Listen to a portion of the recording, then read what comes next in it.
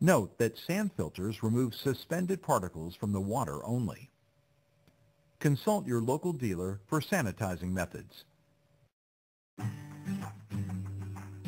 Provide a level, stable base which is vibration-free. The water outlet from the pump should face the pool. The filter pump should be as far from the pool as the hoses will allow. Check the location carefully, since the filter will be heavy after it is filled with sand. Good air circulation is important for motor cooling. You will also need 55 pounds, 25 kilograms, of number 20 silica sand to complete the setup for the 14-inch sand filter. Do not use synthetic sand.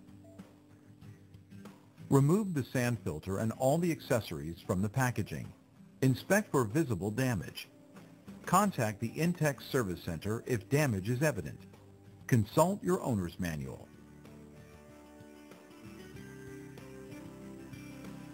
Unscrew the leaf trap cover counterclockwise and take out the basket and filter housing nut.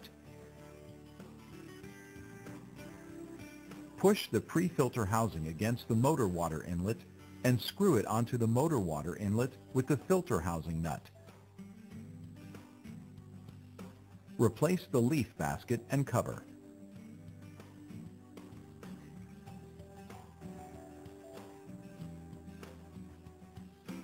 Place the tank support base in the selected position. Some countries require that the product be secured to the ground or a base in a level, upright position. Check for local requirements. Place the tank on the base as shown.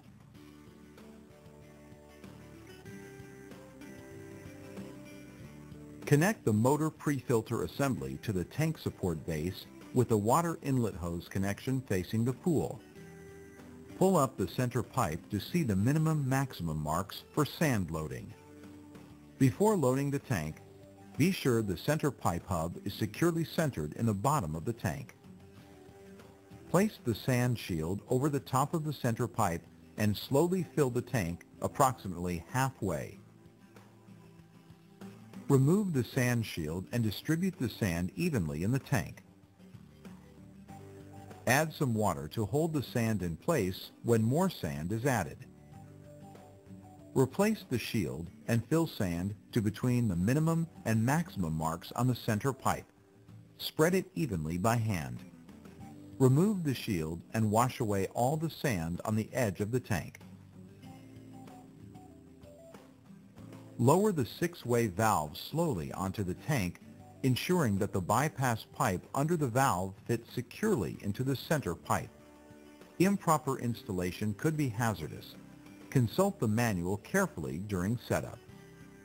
There are 3 hose ports on the valve. The water inlet port must be aligned with the motor outlet, and the water outlet port must face the pool. The 3rd hose connection is the drain waste port, which is protected with a waste cap. A separate hose is not provided for this port. When backwashing, rinsing, or draining, you may use the hose from the filter to the pool after closing the plunger valve on that side.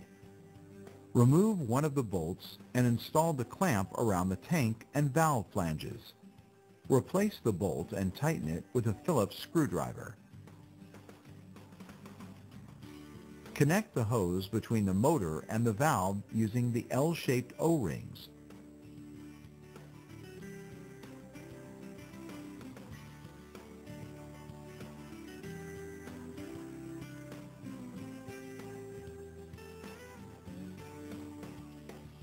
For larger pools, unscrew the large threaded strainer connectors from the plunger valves and set the valves aside along with their step washers. Remove the large nuts from the connectors, and from inside the pool, insert the large pool inlet nozzle with the flat black washer through the highest connector hole. From outside the pool liner, replace the nut and make sure it is finger tight. Reconnect the plunger valves with the black step washers in place on the pool connectors.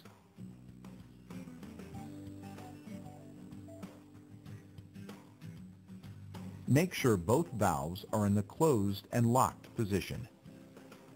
If you have a 16-foot or smaller pool with 1 1/4 inch diameter hoses with hose clamps and black hat-shaped plugs for the sidewall, follow these steps to adapt the smaller hose fittings to the plunger valves and 1 1/2 inch hoses included with the filter pump unit.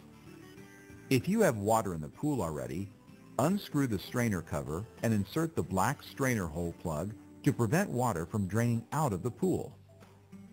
Then disconnect the pump hoses from the pool. Locate the two B adapters and connect them to each of the black connectors on the pool.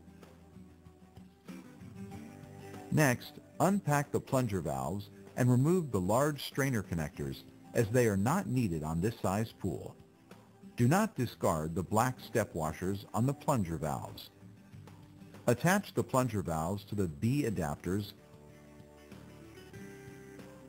and close and lock both plunger valves. Replace the small strainer connectors with the safety cap and screws.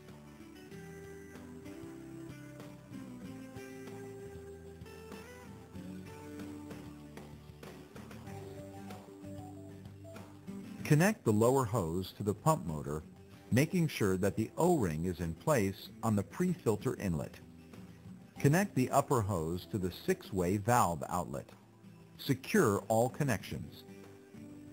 You are now ready to fill the pool. Open and lock the plunger valves. Uncover the drain waste valve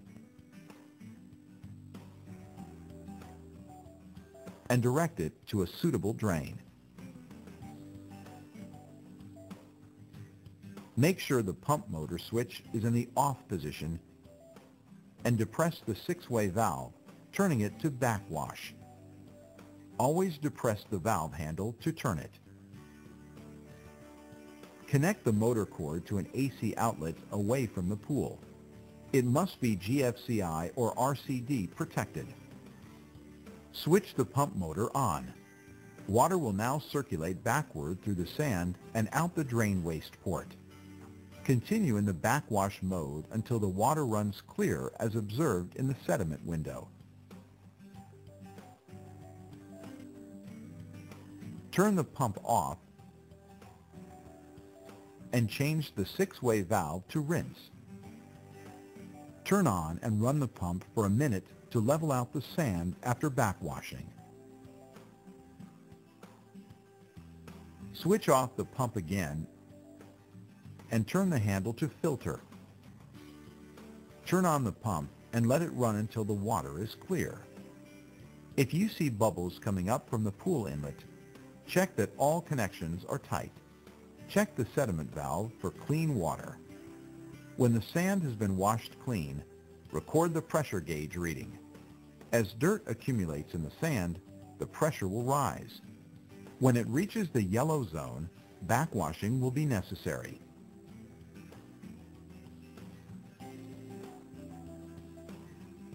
Set the timer dial to the desired number of hours and press the switch to timer.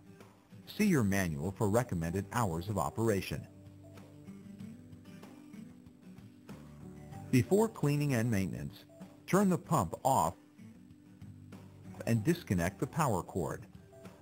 Close both plunger valves. Release the pressure by opening the sediment valve on the lower side of the filter housing. Unscrew the leaf trap cover and O-ring. Remove the basket for cleaning with a garden hose. After rinsing the leaf trap and O-ring, reassemble them and close the sediment valve. With proper maintenance, your sand filter will give you many years of service. Read and understand all of the warnings and cautions in your owner's manual. They are important for proper installation and operation.